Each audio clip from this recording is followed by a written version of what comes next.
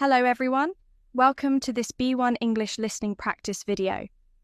Today, we are going to talk about coffee, a favourite drink for millions of people worldwide. Coffee is known not only for its delicious taste, but also for its ability to help us feel more awake. However, there's more to coffee than just a quick energy boost. In this article, we'll explore the benefits and drawbacks of drinking coffee, and listen to a short dialogue to understand its effects on our health. Let's get started. One of the main reasons people enjoy coffee is that it helps them stay alert.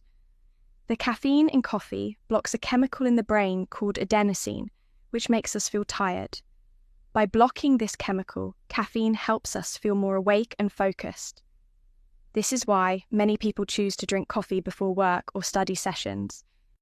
Coffee is also a good source of antioxidants, which help protect the body from damage caused by free radicals. Free radicals are unstable molecules that can damage cells and lead to aging and various diseases. Studies show that moderate coffee consumption may reduce the risk of diseases like Parkinson's and Alzheimer's, and even lower the chances of developing type 2 diabetes.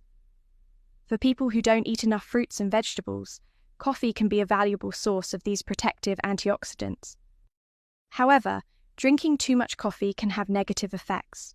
High levels of caffeine can lead to anxiety, insomnia, and stomach problems.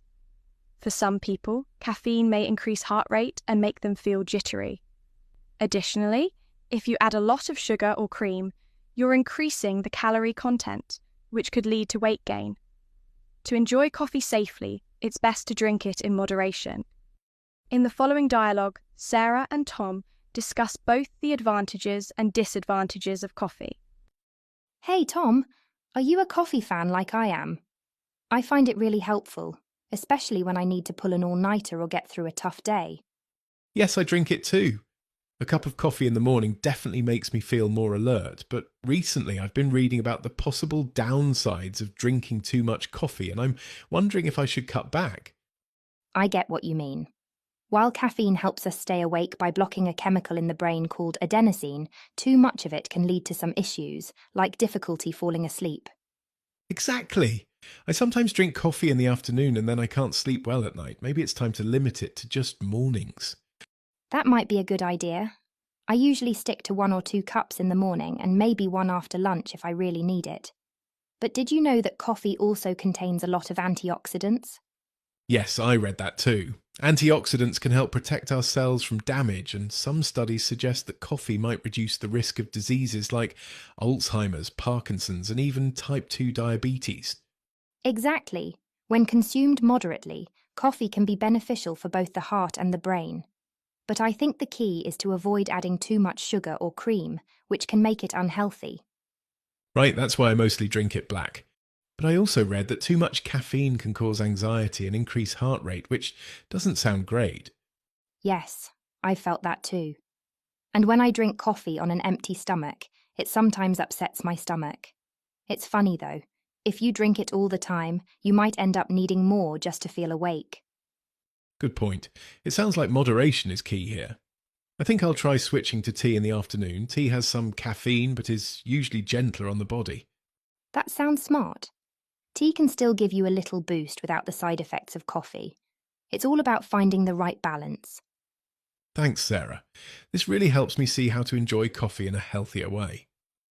The discussion between Sarah and Tom shows us how coffee, when enjoyed wisely, can be beneficial while avoiding its negative effects. For coffee lovers, moderation is the best way to enjoy its rich flavour and health benefits. In summary, coffee provides several health benefits, such as improved alertness, focus, and protection against certain diseases. However, it's important to be mindful of potential downsides, like insomnia, anxiety, and digestive discomfort. As a final tip, pairing coffee with a healthy snack or drinking it after a meal can help reduce any digestive issues.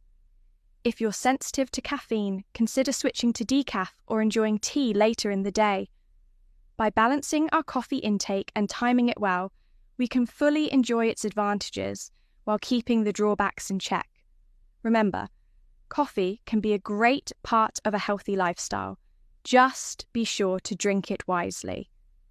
As you think about this topic, consider why Tom decided to switch to tea in the afternoons and what potential effects drinking too much coffee can have.